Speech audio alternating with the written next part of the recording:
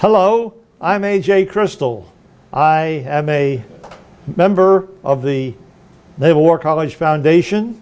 I'm a graduate of the Senior Reserve Officers course here, and I spent 10 summers here at the Naval Justice School as an acting professor. I have a warm spot in my heart for Newport, and I'm honored and pleased to be here.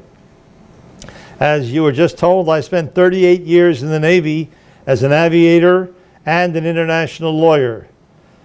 60 years ago, this is what I was doing.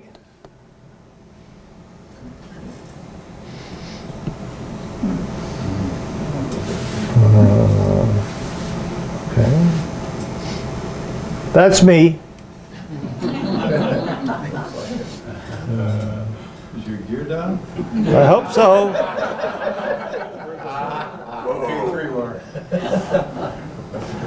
I'm here to talk to you about an event that occurred almost 5 decades ago. Why would an incident that is almost ancient history be of interest today? I had the same question about 28, 29 years ago when I got involved in this research project. On June 8, 1967, the 4th day of the Six-Day War, the USS Liberty, a Navy overt electronic intelligence gatherer, failed to receive 5 military communications orders telling her to stay 100 miles away from the combat zone and sailed into the middle of a hot war. Only 2 days before, the United States had announced to the United Nations Security Council that the United States had no ships or planes within 100 miles of the war zone. As a result of a series of blunders by both the U.S. and Israel, the Liberty was mistakenly identified as hostile and attacked, resulting in the loss of 34 lives and 171 wounded. The incident has been investigated multiple times by both the United States and Israel, and every official investigation has concluded the incident was a tragic case of mistaken identity. Then why is there to this day any interest in the incident? When I had the honor of being appointed a federal judge, I thought my very busy lifestyle would calm down and I would have time to study, read, and write. I enrolled as an audit student at the Graduate School of International Studies at the University of Miami. I began researching and I published on terrorism. The faculty suggested that as a naval aviator for 18 years, a Navy lawyer who had been sent by the Department of Defense to teach law of naval warfare to senior foreign military officers at the International Institute of Humanitarian Law at San Remo, Italy, a civilian lawyer, and a federal judge, that I was qualified to research and write on this subject. My initial response was, who would be interested? That was 20 years ago. A year earlier, I was on reserve active duty in the Pentagon, working for the Chief of Naval Operations, when an Iraqi fighter jet fired 2 Exocet missiles into the USS Stark in the Arabian or Persian Gulf, killing 37 U.S. servicemen. A year later, that incident was forgotten. However, I soon learned that the Liberty incident was not forgotten and was brought up almost daily by conspiracy purveyors on talk shows, letters to the editor, and elsewhere. Since the 1967 Six-Day War, the United States-Israel relationship has continued to develop and become stronger and stronger to the mutual benefit of both nations. There are very few points on which to attack that relationship. The Liberty incident is a primary focus point for the anti-Israel interests. There are apparently more different conspiracy stories about the Liberty incident than about the JFK assassination. If we have time, I'll discuss a number of them later. For now, let us start at the beginning. The story began in 1956 when President Nasser of Egypt nationalized the Suez Canal. England, France, and Israel went to war in Operation Musketeer and took control of the canal. 3 significant things occurred. Oops. First, the Israel Navy captured an Egyptian Hunt-class destroyer, the Ibrahim al-Awwal. When signaled AA, International Code for Identify Yourself, the Egyptians signaled back AA. The Egyptian destroyer was swiftly disabled and captured by the Israel Navy. Second, the Israel Air Force concluded that having their high command headquarters in Ramla was not effective. They moved it to the IDF High Command headquarters in Tel Aviv at the Kiryat. Unfortunately, the Navy kept its High Command headquarters in Haifa atop Mount Carmel at Stella Maris, where the communication with the High Command in Tel Aviv was by closed television. Finally, and most important, President Eisenhower and Secretary of State John Foster Dulles forced Israel to withdraw from the Suez Canal and the Sinai. In exchange, they promised that the Sinai would be demilitarized, occupied by UN peacekeeping forces, and most important, the Straits of Tiran would remain open to Israel ships. Eisenhower specifically promised that the closing of the straits would be a casus belli. So now we fast forward to 1967. Tensions were mounting. There were 14 terrorist attacks into Israel from Syria. Syrians were shelling farmers in Israel from the Golan. Syria and Egypt were making bellicose statements. Here's an Arab cartoon showing Nasser kicking Israel into the sea, and his quote on May 30th, 1967, "Our basic objective will be the destruction of Israel. The Arab people want to fight." Meanwhile, back in the United States, the USS Liberty was ready to sail, and in fact, on May 2nd, 1967, she sailed from her home port of Norfolk, Virginia, scheduled for a routine 4-month deployment on the coast of Africa, bless you, where she would listen to the electromagnetic spectrum. Incidentally, I hear that they're trying to talk about 8-month deployments now instead of 6, but hopefully that may not happen. May 14, 1967, Egyptian Field Marshal Amir ordered Egyptian troops into the Sinai and put the Egyptian army on alert. Next, Egypt ordered the UN peacekeeping force, commanded by Indian General Reiki, out of the Sinai. The UN complied. A week later, on May 21, 1967, President Nasser announced that he was closing the Straits of Tiran.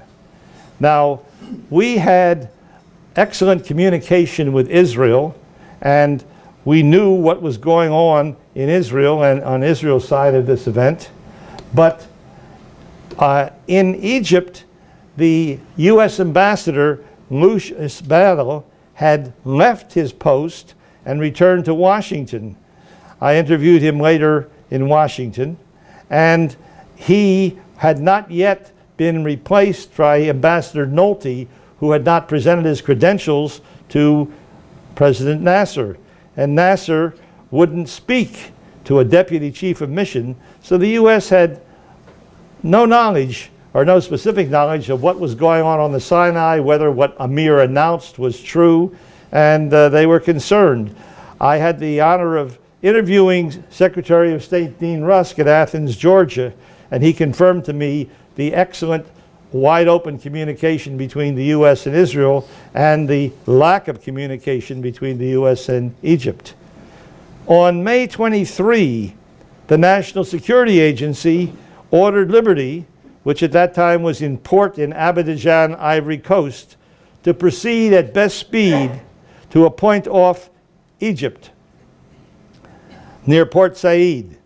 Liberty sailed the next day on the 3,000-mile journey, where she went to Rota, Spain, and picked up some Arabic linguists and completed some repairs. On June 2, the Liberty sailed from Rota, Spain, into the Mediterranean for the coast of Sinai. On the morning of June 5, while Liberty was in the middle of the Mediterranean, the Israel Air Force struck all Egyptian air bases, destroying most of the Egyptian Air Force. The Liberty's mission had now been overcome by events. But Liberty's captain had not been briefed on why he was going to the coast of Sinai. The folks at the National Security Agency did not wake up to the problem until June 7 at 6:30 p.m. Washington time, which is about 30 minutes after midnight on June 8th, Sinai time. They sent a total of 5 naval messages to the Liberty telling her stand off. But as a result of mistakes, faulty protocols, and other problems with the U.S. military worldwide communication system, none of those messages were received by Liberty prior to the attack. What was happening in the Sinai? Israel armor had swept across the Sinai to the Suez Canal, but pockets of resistance remained, and Israel and Egyptian forces were engaged at El Arish. On June 7, the day before, an Egyptian destroyer shelled the Israel forces from a point off El Arish. On the fateful day, June 8th, at 5:58 in the morning, the Israeli morning reconnaissance flight spotted the Liberty. She was 70 miles west of Gaza, steaming southeast at 120 degrees 10 knots. She was specifically identified by her hull numbers as the USS Liberty, and the information was sent to Israel Naval Intelligence at Stella Maris, where Admiral Arel, the Chief of the Navy, ordered a wedge denoting Liberty marked neutral be placed on the War Situation Board in the War Room. The Liberty arrived at Point Alpha, its initial starting point off the Sinai, at 8:49 a.m. and turned to a westerly heading with its bow pointed towards Egypt and slowed to about 5 knots. The Liberty's logbook confirms that her crew observed the explosions occurring on shore at El Arish. Now back in Haifa at Naval Command Headquarters at 11 o'clock, the shifts changed, and in the war room, Rami Luntz took over as command duty officer. Admiral Arel, the Chief of the Navy, who knew about the wedge representing Liberty, had gone down to the port, and his number 2, Issi Rahav, assumed overall command at about 11 a.m. Luntz looked at the wedge representing Liberty and concluded, ships do not remain still. 5 hours later, the ship was no longer at the point of sighting, so he directed the wedge be removed from the board. I learned in my research that today the Israeli naval commander sits at a computer and nothing that was put into that computer may be removed. I believe this is a direct result of this mistake that was made in '67. The original identification information remained down the hall in Naval Intelligence and with Admiral Arel, who was not in the war room but down at the port. The stage was now set for disaster. The Israel Army reported explosions to headquarters and said they were being shelled from the sea as on the day before. This was a mistake. The explosions were being generated on shore, but the Army passed the information to Navy headquarters in Haifa, and the Navy ordered Motor Torpedo Boat Division 914 from the port of Ashdod to investigate. The torpedo boats raced towards El Arish at their top speed. They picked up a radar target on the extreme edge of their World War II U.S. Army surplus Kelvin Hughes radar, which they had installed in their motor torpedo boats. When I began my research, I found one of the actual sets in the junk heap behind the Israel Naval Museum and took that picture. On the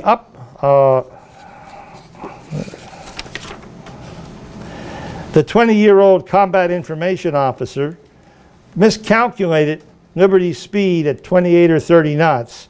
Of course, he was under the impression that the Liberty was a destroyer, which is a normal speed that a destroyer might make.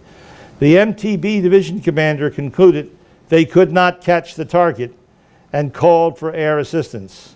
Now, anyone who knows of the rivalry between the Israel Navy and the Israel Air Force would be certain that if the Navy thought it could catch the target, they would have never have asked for assistance from the Air Force. The Navy in Haifa called its Air Force liaison officer, Lieutenant Commander Pinchas Pinkazi, in Air Force headquarters in Tel Aviv and told him to request air support. Air Force headquarters in the Kiryat was a large room with a World War II type plotting table and a two-story structure overlooking the table. On the upper level sat Air Force Commander General Matti Hod. To his right was Rafi Harlev, his deputy. Further right was the Chief Air Controller Shmuel Kislev and his deputy. To Hod's left, behind a sliding glass window, sat Shaiki Bereket, the Air Force Chief of Intelligence. Under them, on the floor below, sat the Air Defense officers and the Naval liaison to the Air Force, Lieutenant Commander Pinkazi. Pinkazi picked up the phone and called Matti Hod and was told the Air Force was too busy to provide air for the Navy. Pinkazi reported back to Haifa and was told by Naval Headquarters to be more aggressive. He got up and went upstairs to ask General Hod face-to-face for air support. Now for a moment we must digress to the night before, June 7, 1967. Israel radar reported 3 images of ships proceeding along the coast of Israel towards Tel Aviv. The Navy dispatched its 3 destroyers to engage them. The weather was broken clouds. The Air Force sent a flight of Mirage 3C aircraft to the scene. The pilots reported seeing 3 wakes on the surface and asked permission to attack. Admiral Arel, the commander of the Navy, said, "Hold." And General Hod, the Air Force commander, got testy and said, "My planes are getting low on fuel. If we cannot attack, I'll have to send them back to their base." Admiral Arel said, "Give me illumination." One plane dove below the clouds and dropped a flare, and there were the 3 Israel destroyers. The radar targets had been false images. There were no enemy ships. So the next morning, when Pinkazi asked Hod for air support face-to-face, Hod said, "What is this? Another Navy wild goose chase? Do you have a target?" Pinkazi was on the spot. He replied, "Yes." So Hod told his Chief Air Controller, Shmuel Kislev, to give the Navy air support. Here is where the Liberty had its first bit of luck on that sad day. The Deputy Air Controller said, "We have Menorah flight, 4 Mirage 3C aircraft armed with iron bombs en route to the Suez Canal to bomb SAM sites." Kislev said, "No, that mission is too important. Let Menorah go. Look for a flight that is ready to come home." So they searched and found a flight of 2 Mirage 3Cs doing combat air patrol over the canal. Now, why was this lucky for Liberty? In World War II, at Midway, U.S. Navy dive bombers armed with iron bombs attacked the Japanese fleet and sank 3 aircraft carriers in 10 minutes and mortally wounded a 4th, which sank the next day. The deputy identified Cursa flight, 2 Mirage 3C aircraft flying combat air patrol over the canal, armed with air-to-air combat 30mm cannons. He told Cursa, "Fly to El Arish with the order, if you can find a warship there, you may attack it. But be careful, we have some of our Navy ships in the area." Cursa flew to El Arish, and notwithstanding authorization, if you can find a warship there, you may attack it, Cursa first established communication with the torpedo boats and further confirmed that the Liberty was some kind of military ship before attacking. Cursa and his wing attacked, flying head-on at the Liberty. This picture is from the U.S. Navy Court of Inquiry record. It was taken aboard the Liberty during the attack. I can't tell you if it was taken by Captain McGonigal or the ship's photographer, because they both indicated they took pictures, and the record doesn't indicate who was the photographer. But the Mirage 3C, there it is. And what do you think? Could they see a flag on the ship at that distance? And there in the water are the splashes from the 30-millimeter cannon shells. The attacking aircraft is already firing at the Liberty at that distance. Now, an American flag was hoisted on the Liberty. Some conspiracy purveyors argue that the aircraft should have seen Liberty's American flag, which they say was flying. But a 5 by 8 foot flag would not have been visible beyond a distance of 1,323 feet, and the attacking aircraft would have broken off their attack at no closer than 2,500 feet. Look at this attacking aircraft and think, do you think that they could see a flag? The visual acuity formula, which you can verify with any physicist or ophthalmologist, tells you that you can't see a flag, a 5 by 8 flag, any further away than 1,323 feet. But let us assume that the attacking aircraft flew inside the 1,323 feet viewing distance. What would a pilot see of a flying flag on a head-on run? Well, here's the flag, and if you're flying head-on at it, what do you see? The leading edge of the flag.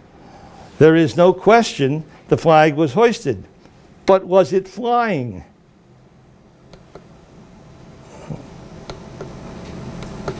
Look at the gun camera film of the smoke from the fire aboard Liberty. Imprudently, they had left cans of gasoline on the deck to fuel their motor whaleboat, and the 30-millimeter cannon shells had struck those cans and started a fire. And the smoke, as you can see, is rising. But how is it rising? It's rising straight up. So if the smoke was rising straight up, it confirms there was no relative wind across the deck, and a flag would not have been flying, but would have been drooped at the mast, and therefore very difficult, if not impossible, to see. Cursive flight, 2 aircraft each made 3 strafing runs over a period of 5 minutes. When Cursive flight exhausted their 30-millimeter ammunition, Cursive left for base. Air Control had located Royal Flight, 2 Super Mystère aircraft interdicting armor over the Sinai. They were also armed with 30-millimeter cannon and napalm canisters. Royal Flight was sent in as Cursive left. Royal Flight attacked from stern to bow. And here's another picture taken from Liberty, and you can see the Super Mystère coming over the stern of the ship. Now, on their first run, each of the aircraft dropped both of their napalm canisters. I don't believe that any of them hit the ship, but it is possible that one of them did hit the ship. However, in the Court of Inquiry record, the ship's doctor testified that he did not treat anyone for napalm burns. So even if one of the canisters did hit the ship, apparently it was of little or no effect. Royal Flight Leader, after its initial pass, made a 270-degree turn to the left to attack the ship broadside. As he came across, he observed Roman letters on Liberty's bow. He was aware that Arab ships are marked with Arabic script, and therefore Liberty was not Arab. He reported this to headquarters, and at 2:12, Kislev ordered, quote, "Leave her." At this point, 9 Liberty crew members had been killed or mortally wounded. The Air Force halted the attack and left the scene. Then came Liberty's second tiny little bit of luck. The air controller had just located and launched Nixon Flight, armed with iron bombs, from Tel Nof Air Base, only minutes away. Nixon Flight was diverted to the north, and Liberty was not attacked with anti-ship weapons, which most likely would have sunk her, with even more catastrophic results. Shortly thereafter, the motor torpedo boats arrived. They stopped a mile away and began signaling AA, identify yourself. The torpedo boat division commander, Moshe Oren, had been the gunnery officer on the Israel destroyer Jaffa in 1956 when they signaled AA and the Egyptian destroyer replied AA. Whether or not Liberty actually responded AA is in dispute, but this became immaterial because at this point Liberty opened fire on the torpedo boats. This is confirmed by Liberty's commanding officer in his testimony before the Navy Court of Inquiry. In fact, he went so far as to say that he was certain that there was no question that the people on the motor torpedo boats could see and know that they were under fire. Oren's response was to ask permission from Navy headquarters for a torpedo attack. Oren radioed Navy headquarters in Haifa with the request. Captain Issi Rahab, the second in command of the Navy, had just received a phone call from the Air Force in Tel Aviv, advising of the concern about the identification of the ship.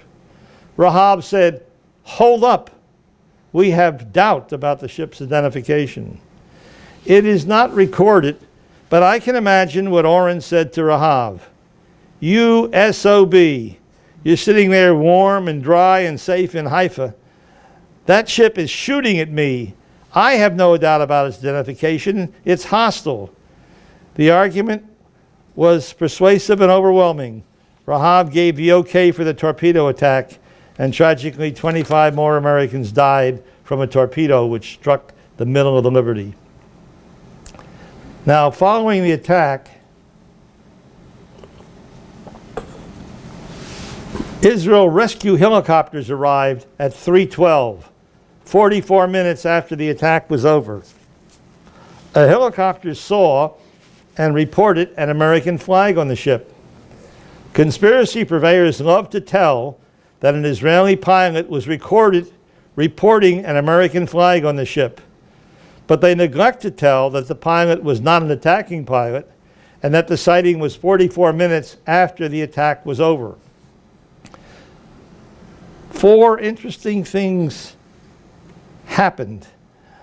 When the Israeli High Command learned they had attacked an American ship, they immediately advised U.S. Naval Attaché Commander Ernest Cassell, and he sent a flash message at 4:14 to the White House, to the commander of the Sixth Fleet, and others, advising of the event and conveying Israel's apology. The Cassell message had this curious effect of generating waves of relief. When the Israel High Command received Royal Flight Leader's message, "Now pay attention, this ship is marked CTR-5. The message terrorized the High Command headquarters in the Kiryat. Royal had misread the G for a C. Hearing that the ship's markings began with a C suggested the ship was Soviet. There were at least 5 Soviet intelligence gathering ships in the Eastern Mediterranean, and all of their markings began with C. If Israel had attacked a Soviet ship, it would be an excuse for the Russians to enter the war on the side of the Arabs and take away all of Israel's gains. When it was determined that the ship was attacked by Israel and not Soviets, a wave of relief swept through the Kiryat.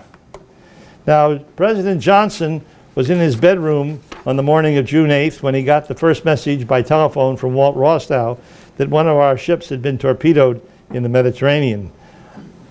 With him was George Christian, his press secretary, and George Christian told me the president looked at him and said, "George, if this is an attack by the Russians, it looks like we'll have to go to war." But when the initial word of the Cassell message reached the White House, it was still, they were still wondering who had attacked. Johnson had ordered his national security team to meet in the Situation Room, and they sat there fearful the attackers were Soviet and wondering what would be or should be the U.S. response. Should it be a strike back at Russia? Is it the beginning of World War III?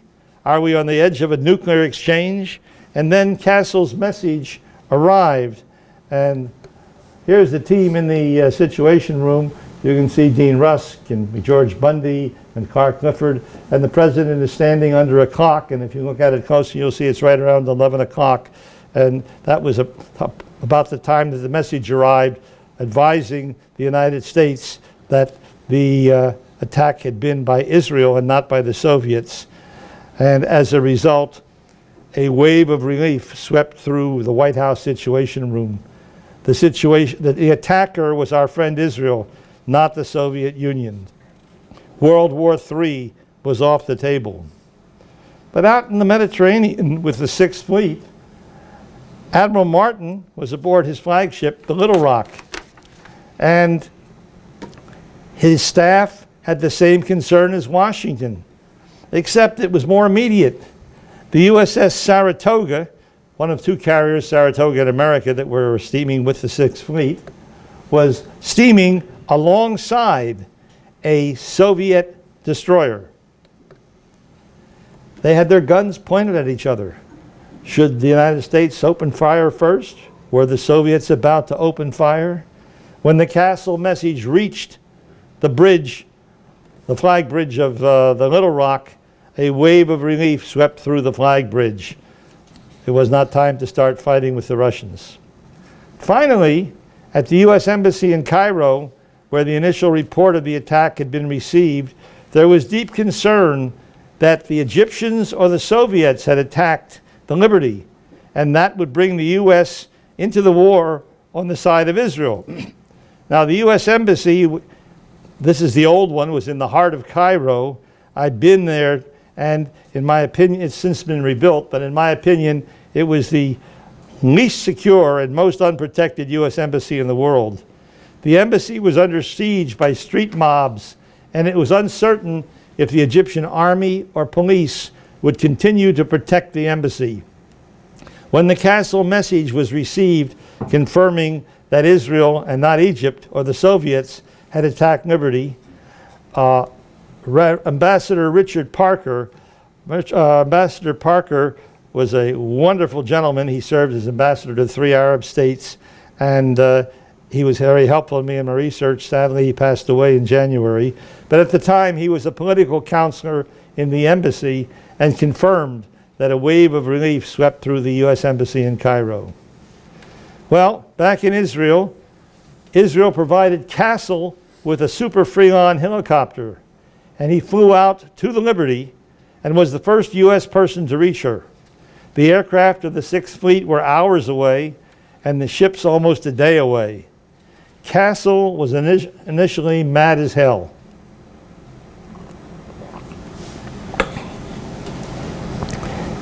He has assisted in the U.S. investigations, and as the investigations were completed, he became convinced that the attack was a tragic case of mistaken identity.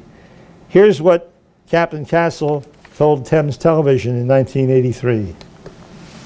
Let us presume the Israeli high command was so fearful that the United States would learn of what was an evidence Israelis planned to take the Golan, or any other plan on the part of the Israelis, when they say, my golly, that will irritate the United States, our great friend. We better not do that or let that happen, so let's sink their ship instead. Let us presume it was a premeditated plan for whatever reason to get rid of a United States ship that was a threat to Israel. Then, the nation that had just in 22 minutes destroyed an entire Egyptian air force, had captured all of the Egyptian armor in the Sinai. If they had decided they had to sink the United States ship, I believe they would have done so. 25 years later to the day, almost to the minute, I piloted a plane from Stade Dove Airport, north of Tel Aviv, where Castle had taken off in 1967. I flew Castle and Israel Lieutenant Colonel Danny Grossman to the GPS spot where Castle had flown over the Liberty on June 8, 1967. We circled the spot and I dropped 34 flowers in memory of the lost. Castle recited a blessing on the lost and their families and the U.S. Navy hymn. Lieutenant Colonel Grossman intoned the Kaddish, the Jewish prayer for the dead, in memory of the American Jewish sailor who died in the attack on the Liberty. When I published the Liberty Incident in 2002, I had been fortunate enough to obtain transcripts of the Israel Air Force audio tapes, and they were included in the book. How they clearly show the attack was a case of mistaken identity. However, conspiracy purveyors claimed the tapes were fabricated by Israel after the attack. There were rumors that the United States National Security Agency had audio tapes that proved the attack was deliberate. The U.S. had an EC-121 flying in the Mediterranean that made some recordings. And in a letter dated March 3, 2000, Chief Petty Officer Marvin Nowicki, the NSA Hebrew linguist who was with NSA Hebrew linguist Petty Officer Michael Prostiniak, recorded the NSA tapes. And these are the tapes that Nowicki told about to James Bamford. And he said they showed the attack was a mistake. Bamford, nevertheless, wrote in a book that the tapes proved the attack was deliberate. Now, here's a picture of what Nowicki and Prostiniak receiving awards for their work. They were two of the Navy's Hebrew linguists. The Navy did, or the NSA's Hebrew linguists. They didn't have very many at the time. And when the book came out, Nowicki responded with a letter to the Wall Street Journal. And in his letter, which was published May 16, 2001, he concluded, "My position is the opposite of Mr. Bamford's. It is that the attack, though terrible and tragic, especially to the crew members and their families, was a gross error. How can I prove it? I can't, unless the transcripts, tapes are found and released to the public." Following the publication of the 2002 volume on the Liberty Incident, I sued the National Security Agency for release of their tapes. I prevailed. I commend them. They're not sore losers. They were very cooperative, and the release of the tapes made the New York Times and the Associated Press. Here you can see the New York Times headline, "Recordings Back Israel Claim on Spy Ship." As a result of this release, I had my 15 minutes of fame on CNN with Wolf Blitzer.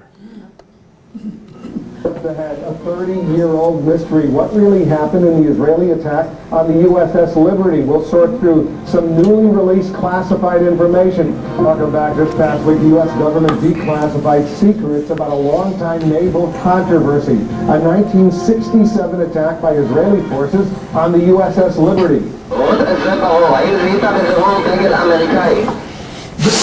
In Hebrew of Israeli pilots and ground control and English transcripts, now being made public by the U.S. National Security Agency, shed new light on one of the most controversial mysteries in U.S. Navy history.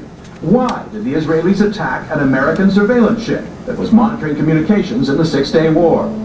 On the tape, recorded by a nearby American surveillance aircraft, you hear the Israeli ground controller talking to rescue helicopter pilots sent in after the initial Israeli attack. For your info, it is apparently an Arab ship. Roger. It is an Egyptian supply ship. Roger. The NSA tapes are included as an appendix in the new book, The Liberty Incident Revealed, and they dovetail exactly with the Israeli Air Force tapes, so they validate each other and confirm that the Israeli tapes were not fabricated, but were, in essence, recordings of the same information that was recorded by the National Security Agency. If you'd like to listen to the tapes, you can listen to them in Hebrew on the National Security Agency website. They're posted there under www.nsa.gov, and you can read there also the NSA translations of the tapes that were made there by another NSA Hebrew linguist. Less than a year after the release of the NSA tapes, the United States State Department released Volume 19 of Foreign Relations of the United States, which contains many additional State Department, Defense Department, White House, CIA, and other documents, all further confirming the attack was a mistake. Since then, some conspiracy purveyors have claimed that the State Department, the National Security Agency, and I are engaged in a conspiracy to fool the American people. I'm honored to be included with such distinguished organizations. I will admit that I was invited by the State Department to appear and speak on January 12, 2004, together with the historian for the State Department, the historian for the CIA, the historian for the National Security Agency, at a symposium in the Loy Auditorium at the State Department. At that event, I presented a paper on the incident, co-written by me, together with Captain Ernest Castle, who you saw a few moments ago, and by the CIA Chief of Station in Tel Aviv in 1967. In the earlier book, that's how he's identified. However, since then, he's come out, and his name, John Haddon, is on the article that Ernie Castle and I wrote together. I was also thereafter invited to speak at the National Security Agency Symposium on October 12, 2009. Perhaps it was best stated by Richard Hickman. He was the National Security Agency Hebrew linguist who translated the NSA tapes at Fort Meade for the NSA. Hickman was in the Navy in 1967 and was one of the few Hebrew linguists at NSA.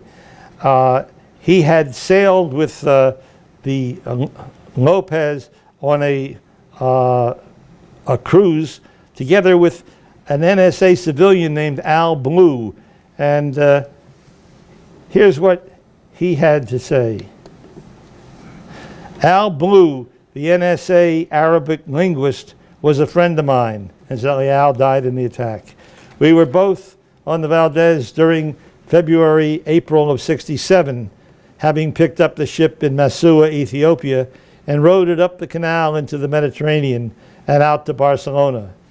When we returned, they told us we had to go right back out and get on the Liberty. I told them I was due to be discharged from the Navy in June of '67, and it was unlikely the Navy would let me go with so little time left. So they agreed that I couldn't go, which resulted in no Hebrew linguist aboard the Liberty. But they said Al Blue had to go. So because of the fact that I'd lost a good friend in Al, and of course Naval Security Group shipmates and other wounded civilians, I was ready to blame the Israelis along with everyone else who was angry. But based on what I heard, both from eyewitnesses and the tapes, my conclusion has always been that it was a case of mistaken identity. Now, of the several conspiracy stories that we talked about, I'll mention just two. In 1967, Yuri Primakov, who at that time was an editor for Pravda and ultimately became through the KGB, became the Prime Minister of the Soviet Union. He wrote some articles in Pravda and a book about the Six-Day War, which he titled, "The Dove Has Been Released." He claimed the Liberty was there fighting with Israel against the Arabs, and the attack was coordinated between the CIA and Israel to cover up the U.S. participation. This story is most beloved by the Arabs as they found it easier to accept their defeat at the hands of superpower USA rather than little Israel. Another writer, John Loftus, has a story that the Liberty was there fighting with the Arabs against Israel. Both stories are pure nonsense. Everyone is entitled to their own opinion, but no one is entitled to their own facts. In this case, the facts are clear that the tragedy was a result of mistaken identity caused by a series of blunders by both U.S. and Israel. While we'd like to go on for several hours, I believe now is the time to stop for questions.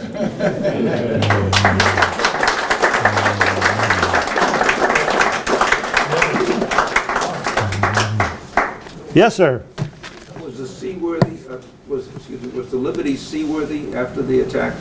The Liberty, after the attack, well, they were sailing parallel to the coast. They turned north out to sea, and they sailed a while with the fires burning, and they had a lot of mechanical problems, and ultimately the ship became dead in the water. The ship was reached by the Davis and the Massey sent by the 6th Fleet, but almost, not quite 20, about 23 or 21 hours later.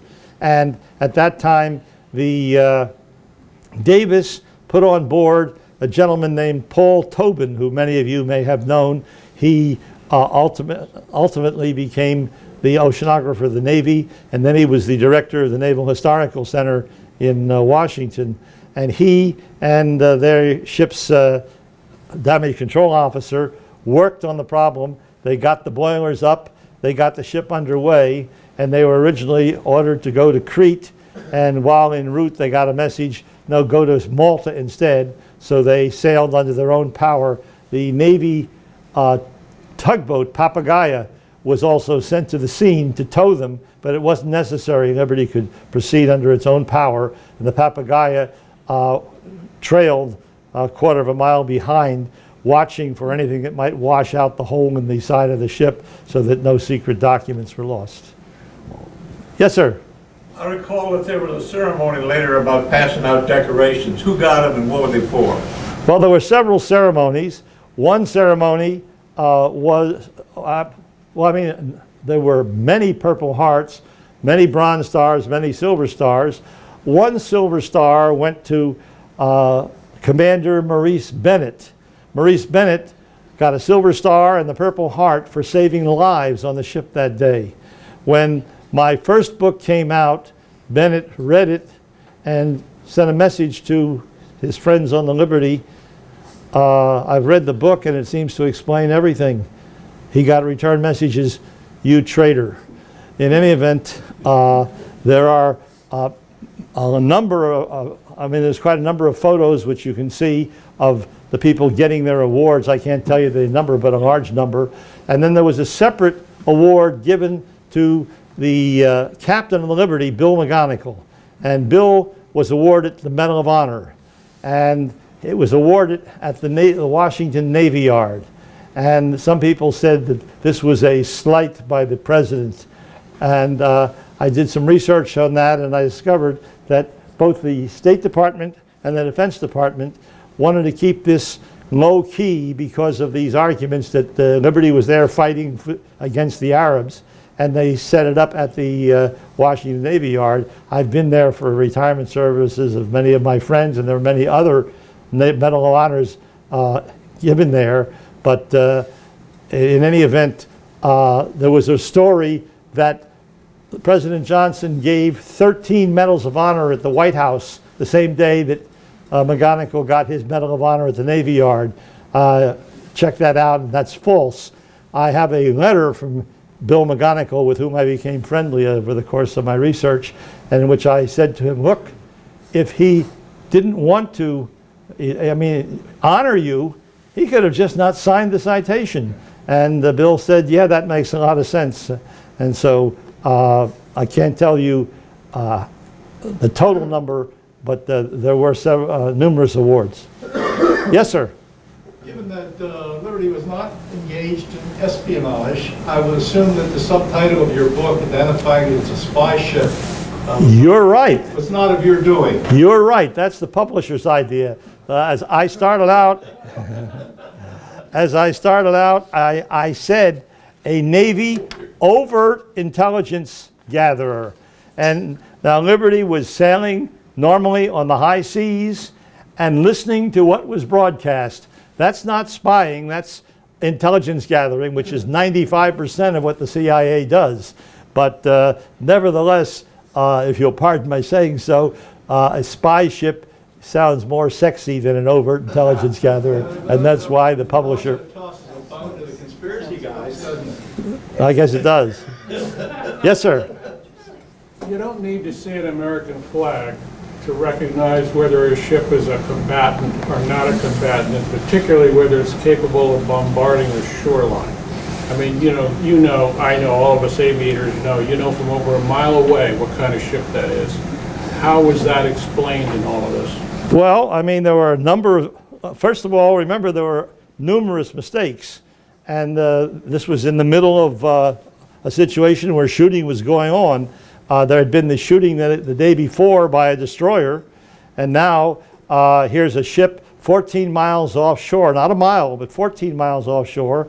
It's battleship gray, and as you know, the definition of a warship under international law is that it's painted the normal color of warships, that it's commanded by an officer of the Navy, that the crew is subject to the law of war, and there's one other criteria. So, I mean, it was, as I say, it was a mistake. Perhaps it's easy for us to sit here like Issy Rahab, warm and dry, with no one shooting at us, and say, "Oh, you should have recognized that." But nevertheless, it was battleship gray. It was in essence, it looked like a warship, and the Israeli Navy, unlike our Navy, has had a very limited experience in naval aviation. In 1948, they sent out a beach bonanza with 2 guys in it to fly over an Egyptian ship and throw a hand grenade. They opened the door and the plane spun in and it was lost. In 1956, Danny Shapira, the chief test pilot of the Israel Air Force, was leading a flight of Mirage 3Cs down near the Red Sea, and they saw what looked like a destroyer. Well, of course, remember the Egyptians had Scurry-class destroyers and Z-class destroyers. This was a Z-class destroyer, and they attacked it. And Danny told me that they felt terrible about it when they learned that it was a British ship, the Crane, and not an Egyptian ship. And I, in my research, got to London. I went to Whitehall. I got the British Navy's records, and they pulled them out. And here was the report. And the good news was they didn't kill anybody. One soldier suffered a broken tibia. And so when I was able to go back to Israel and tell Danny that he could take that off his conscience, he felt very good about it. So they're very, I can't think of any other incidents where Israel's involved in naval aviation. The Israel Navy has no air dedicated to it. Their air is assigned by the Air Force, and in '67 they had a Nord 2501 twice a day. At dawn and at sunset it went out and flew an arc and reported what it saw. But they're not the great naval power that perhaps the United States or England is. Okay, yes. The lettering on the bow of that ship looked like a C. Yes, sir. Maybe they need some new sign painters. That's a thought. Yes, sir. I'm just thinking, did you say this was within a day or so, or when they wiped out the Egyptian armored force? Well, that's what Castle said. Because, I mean, the confusion and the so forth, I just wanted to know who anybody was. Well, I mean, there was stuff going on.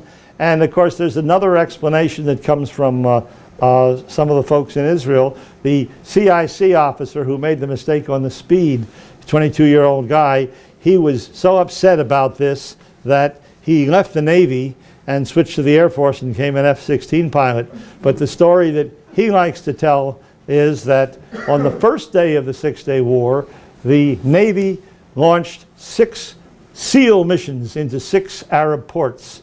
Down in Alexandria, it was a total disaster. They lost some people. Up north in Syria, at Latakia, they sent people in, accomplished nothing, and 914 was supposed to take them out. they got them all on board, and while milling around, one boat bumped into the other. So they had a hole about this big in one of their boats. They went back to Ashdod, and within 10 hours, it was fully repaired. So Ifrach likes to say that on the fourth day of the war, the paratroopers had captured Jerusalem and the West Bank. The armor had gotten to the Suez Canal and was dipping their feet in it. And the Navy, we had made a hole in one of our own boats. We were anxious to get some action. Let's see. Yes, sir. Lieutenant Commander Guy Barat from the Israeli Navy. I'm here a student at the Naval War College, the international program. I heard your lecture before in the Israeli Naval Academy, and it's a pleasure to hear you again. First of all, I would like to say that until today, we're not counting on our pilots to recognize ships at sea. We will leave it to the Navy people, not to our aviators. But my question is actually, of course, there are many tactical and strategical lessons learned from this incident. And I'm still thinking if according to the US public opinion, many years ago it happened, and new evidence came out during the years. And there's many things in the US that it lay on the public opinion. How do you train the public opinion today on this incident, regard to all the stories that people tell, and not seeing the facts as you perform it? Well, to tell you the truth, what started out as a one-year project and is now in its 29th year is a bit of a disappointment, because when I started the project, I thought, okay, I'll research it, I'll gather the facts, I'll publish them, and that'll be the end of this. No, there are people who, for example, American Educational Trust, founded by two former State Department Arabist-leaning people, publish a slick magazine out of Washington. There's a fellow named Paul Findley, who was a congressman from Chicago, who founded the Liberty Veterans Association. And these people basically are anti-Israel and are not interested in facts or truth. They're interested in attacking Israel. And so what I thought was going to be a simple matter of laying this to rest in a year, 29 years later, there are still people out there every day telling conspiracy stories. And of course, when they're told and there's nothing in opposition to them, many people believe them. So, yes, sir. That wasn't the only attack on an American intelligence gathering ship. Some years later, another lonely ship was attacked and captured by the North Koreans. That was 9 months later, the Pueblo. And as a matter of fact, there's a very excellent writer, Phil Goulding, who was Undersecretary of State for Public Affairs, who wrote a very excellent book called Confirm or Deny. One of the things that I've taken from his book and never forgotten is he says, whenever something happens at a distance, the first message that you get is either incorrect or incomplete. But he told in his book how he argued with state and defense that they should tell the truth, what the ship was doing there. And the argument that overcame that and resulted in a phony press release was that, oh, these ships they're going around the world and they're welcome everywhere, and if we tell what they're really doing, they won't be welcome. So they made up the phony press release, but it didn't work. And as you pointed out, the Pueblo was captured 9 months later. Their captain was, as I recall, was court-martialed. And in case you're interested, the ship is still on the Registry of Naval Ships, although it's docked in North Korea. And if you can get to North Korea, you can visit it as a tourist attraction. Do we still conduct these surveillance? No, about this time, these ships became obsolete because we got into satellites. Satellite can go at an altitude where there's no human life involved, listen as well or better than these ships could do, and so within the next few years they were all phased out and shut down. Yes, sir. Administrative matter, the judge will be here as long as you can keep him here, it being 2 bills plus a little bit. Let's consider the 8 bills itself over and release those of you who have other taskings to go to. Thank you so much.